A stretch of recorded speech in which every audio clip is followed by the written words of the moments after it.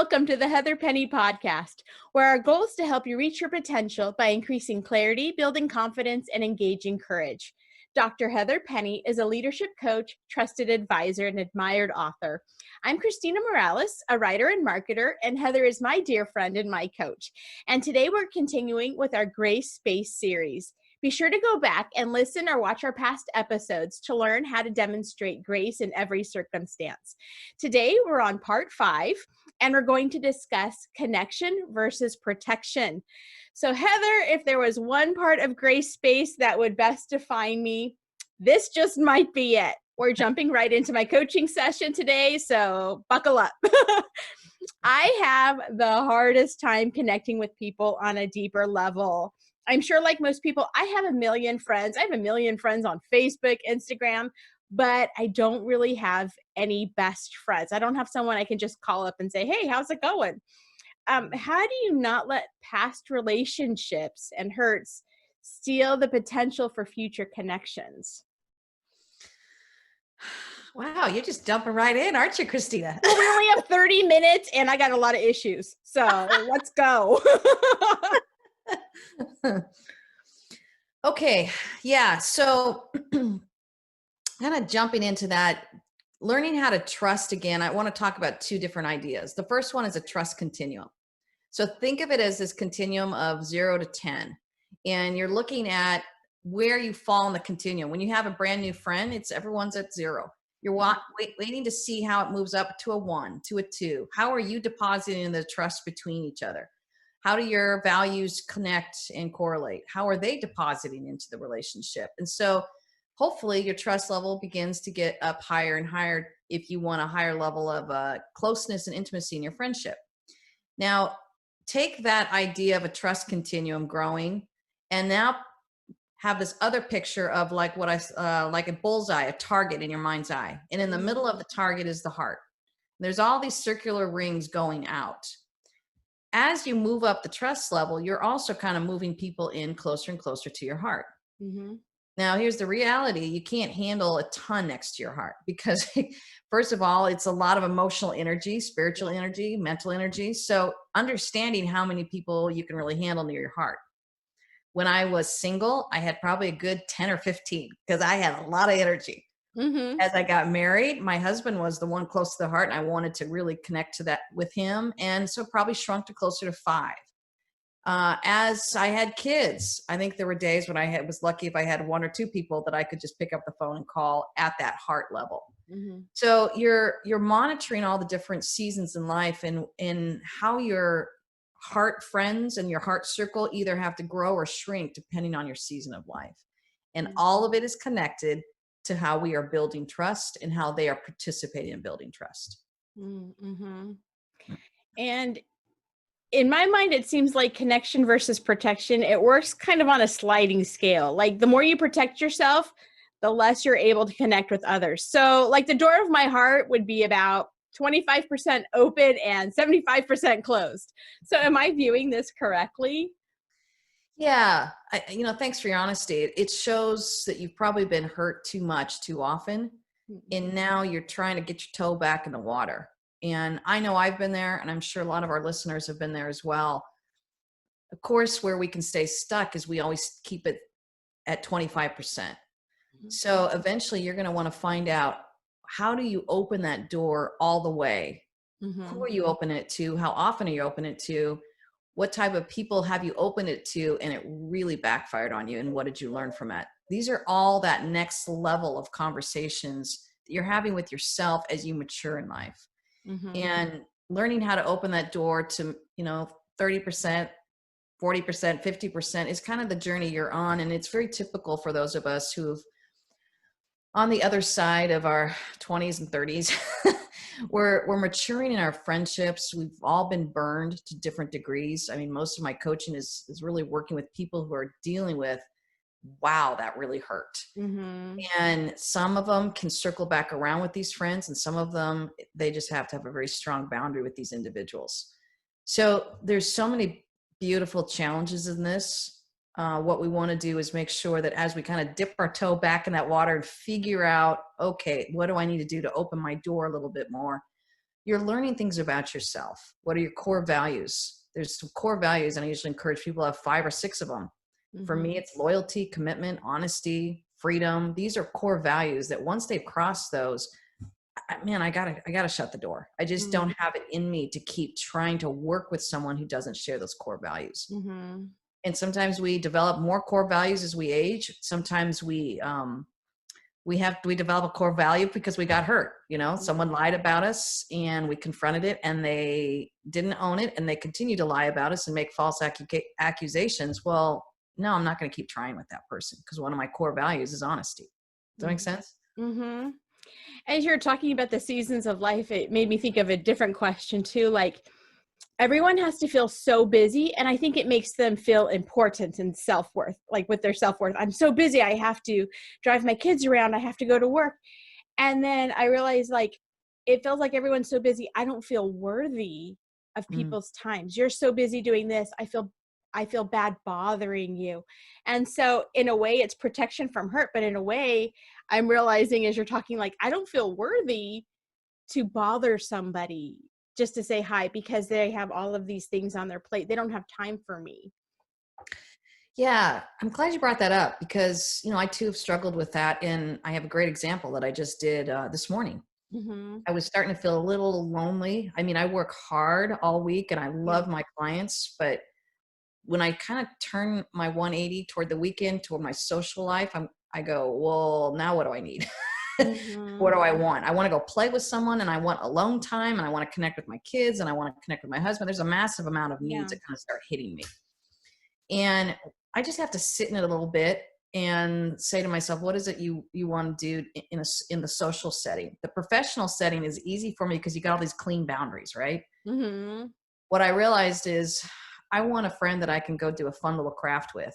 A couple months back, I did all these, what we call succulent pumpkins, and it's become hilarious thing where everyone's like, Heather, I want a succulent pumpkin. I go, I'm not selling them, but here's how you do them. So I put it on Facebook, and I think it's somewhere on my Facebook page, isn't it, Christina? People can look it up, the succulent pumpkin. They probably won't hear anything I'm saying on this podcast, but they'll want the do-it-yourself succulent pumpkin video, which is 2 minutes. So we'll make sure we put that on our Facebook. But it's kind of this idea of, okay, this is what I want to enjoy. So I reached out to my succulent pumpkin buddy and said, hey, crafting buddy, I miss you. I haven't talked to her in maybe 2 months, but I'm at peace with the fact that that's a little bit of how I do friendship. Yeah. I work hard, I run fast, and I need highly secure people that are running and working hard fast too, and are secure enough to reach out to say, I miss you. Yeah. So I just said, hey, crafting buddy, I miss you. Where you been? Any chance you're up for a walk so we can start scheming about our Christmas craft? Yes. So then I'm like, I want to connect with her. I want to have fun with her. And I also am telling her, this is what I want to do with you. She was awesome. And she quickly texted back. She goes, oh my gosh, I would love to, and I miss you too. And as much as I would love to take a walk, I'm going to be a week in Tahoe with my family for the whole week. And we got a cabin up there, but let's circle around when we get back. So how we handle that is also giving them the permission to say, yes, go do your beautiful life. And so I kind of said, oh, how fun. Yes. Circle around with me when you get back. But now my gaze is kind of turning, okay, what am I going to do now? Do I need me time? And then my husband was like, can we go play? And so I thought, yes, let's us go play. So you're kind of looking for those social spaces and being aware of how to reach out, how to really take the rejection, how to say, it's okay. I'll see you when you get on the other side of Thanksgiving. How do we move into the connection that we want to have with the people around us in a social setting? All requires a certain level of vulnerability, but also high self-awareness of what is it that I need right now that's different than my day-to-day workspace. Yeah, this is my aha moment, because it seems like every call we have an aha moment. So my aha moment is like, I feel like I'm always ready. Okay, let's go. And then the people I've had in my life is, I'm too busy. Okay, it's my calendar. Now I can fit you in. And that's hurtful because it's like, you don't want to be the dog waiting at the door when the person comes home from work and then you follow them around and then the person leaves. I mean, that's no way to be respected and treated well. And so it's easier to say, okay, well, I'm just going to block myself in and not have to wait for you at the door anymore, because that hurts. That's so well said. I actually had another experience too last week where I reached out and I said, "Hey, I miss you. I'd love to see you." Probably 6 days went by and I realized, okay, that stings. That's a little long for me. You know, when you think we're close friends, to have that long of a wait time. Now, it was really great how she reached back out and owned it and said, "Oh, I'm so sorry. I've been traveling and we got more family coming in. Let me reach out to you when we're on the other side of this." So then it helped me feel better so that the Yeah. relationship was intact, but it also taught me about that relationship, which is she's got a very busy schedule and she's not able to be spontaneous and she's not able to just hang out, which I understand, but she's probably not going to meet my needs then when I really want to go on a walk. I really don't want to wait 6 months to be fit into her schedule. Yeah, exactly. So, that helps you understand where you're at on that kind of the priority list and where they're at with the circles. I'm like, oh yeah, we're going to move her out a couple rings from the heart, which is okay because I want to be able to have some spontaneity. I want to be able to not have to wait 6 months to get on her calendar. And in my close friendships, that's one of my values then. So you kind of learn that. It doesn't mean I disregard her as a friend. And I'll probably, when she makes room for me, I'll probably go, "Oh, cool, I'm here." Right. But I also might say, "I don't know if this is working for me." And so I may stop reaching out. So there's no right or wrong, but it's just kind of understanding where each person is on that concentric rings around your Right. heart that allows you to navigate those relationships and feel a little bit like you're managing your expectations versus hoping someone will pick you. I know. I'm the last person in the PE line. Pick me for your team. Totally. Hashtag, I'll be Christina's friend. That's going to be your Facebook post. I'm really not this pathetic. No, but what you just said too is expectations. Like some friends, you're going to have deep, meaningful relationships, and sometimes you're just going to say, "Hey, fun time, Betty, let's go shopping," like, and Exactly. that's okay. And that's okay. Yeah. And so then I was thinking about our talk today, and I realized that part of my lack of connection comes because I've been around a lot of difficult family members. I mean, we've talked about this. There you go. They would overshare, dominate conversations, and basically empty their emotional baggage on everyone. And so I would cringe. I'd want to crawl under the table. And so every word I say, I tend to overthink. Am I protecting myself from being like those people or from being judged by others? Where do I go from here? Like I replay all these conversations a million times going, did I say something wrong? Did I share too much? Am I being needy like this person in my life? And so how do I evaluate a healthy conversation? I love that you asked that question because I Yeah. resonate with this so well, which is probably why we get along so well. Yeah. Um, and it's probably why you like a lot of what I'm offering, because I think there's such continuity in some of our stories. Right. And here's me just a little bit further along the road, Christina. But I too have struggled with that too. And I realized a tremendous amount of my energy was making sure that everything was okay. And that's what I call the tap dancing.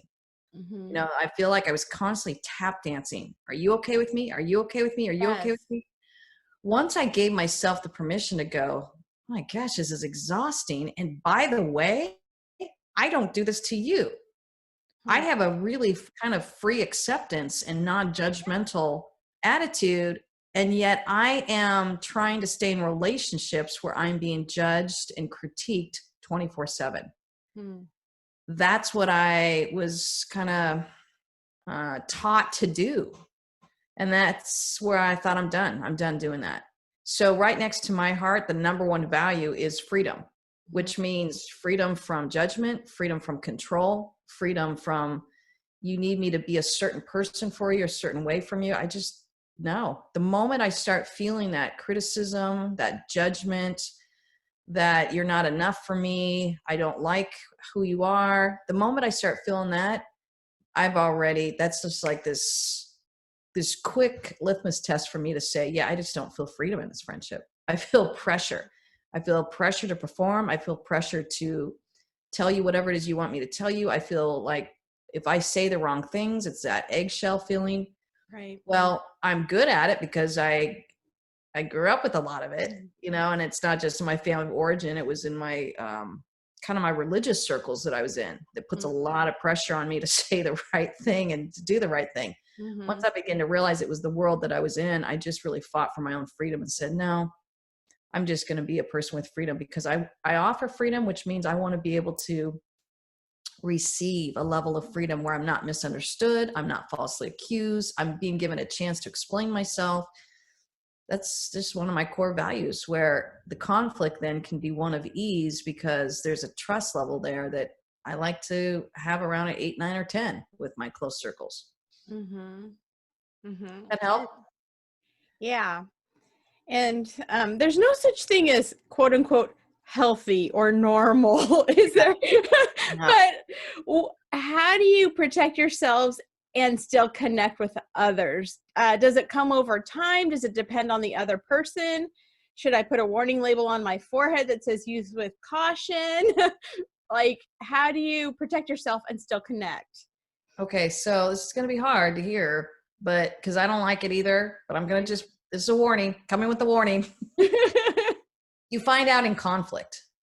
Okay. And if the conflict is able to stay constructive and you're both better because of it, that's a healthy relationship. If the conflict makes you feel like you've lost a sense of yourself, it feels destructive, you feel demeaned or overwhelmed, or you have to give up pieces of yourself in order to stay of the relationship, these are all destructive things. And as hard as it can be, and I've been on both sides where I've had constructive conflict and destructive conflict, it takes us a while to realize sometimes that that destructive conflict is not helping you, and you've got to start putting some boundaries down and get out or step away. And I have the tendency that I want to keep trying because I love that person, or I love sometimes it's kind of like my own God complex. I think I can do it, and when I can't, I have no business trying something. So I think understanding that conflict will reveal a ton. And I had conflict with a new friend. We've been friends for about a year. I love her. And we had our first conflict, and it was a gift. Really? Oh, it was beautiful. And if you've lived with a lot of destructive conflict, you spend a lot of time avoiding it, which I have. I grew up with a lot of that. And so I think having this, and with a friend who I was able to say, hey, this really hurt. And for her to go, oh my gosh, I totally understand. And don't worry, it doesn't need to happen again, and we're good. I can't tell you what a gift that was for me. And I've had other conflict where I say, hey, this kind of hurt. And it's really more about the response I got was, well, I had the right to do that. And this is why I did it. Well, that's what really keeps chipping away at your heart when you're like, oh my gosh, it was hard for me to already bring it up. And now to get pummeled in the middle of bringing it up, that just hurts. So I think understanding that conflict is very revealing. The biggest mistake we make is when it hurts, we keep trying. If it hurts and it's destructive, you kind of look at that person and just say, wow, okay, I see where we're at in the relationship, and I just need to put a boundary down here. Doesn't mean you throw that person away. Doesn't mean you disregard them. It just helps you understand the capacity of the relationship. That's helpful. Like, in our home growing up, my dad is amazing, but he's a peacemaker. And so we didn't have aggressive conflict. We had no conflict. We swallowed it. And so, and that's what I do with friendships. And that's why I can't connect, because it's like, okay, well, if there's something I don't like or there's a conflict, I'm not going to bring it up. I'm just going to swallow it and step back and step back and step back, which is, not, it's eliminating connection. So I'm so glad you brought that up. That's true. Yeah. If you bring it up and say, listen, this is really, I felt very judged. I felt critiqued. And that person says, well, I don't care. I had the right to say that. That's the gut punch. And I'm telling you, it hurts. And I've been on the side of that more times than I can count. But once I started realizing what it was, I then began to get the permission to say, I don't have to understand everything that's going on. I just get to honor my emotions, which is, wow, I really am not getting heard. I'm not, what I feel doesn't really matter. And that's my core value of I get to be heard and I get to live free. Yeah. So it's fairly simple for me in order to be in a relationship with me. If you want to grow it, as long as we can say what we need to say and feel valued and respected, and we both have the freedom to be who we're supposed to be, we're going to be great friends. But it's going to get tested along the way. And that's constructive conflict, how that's handled. That's so good.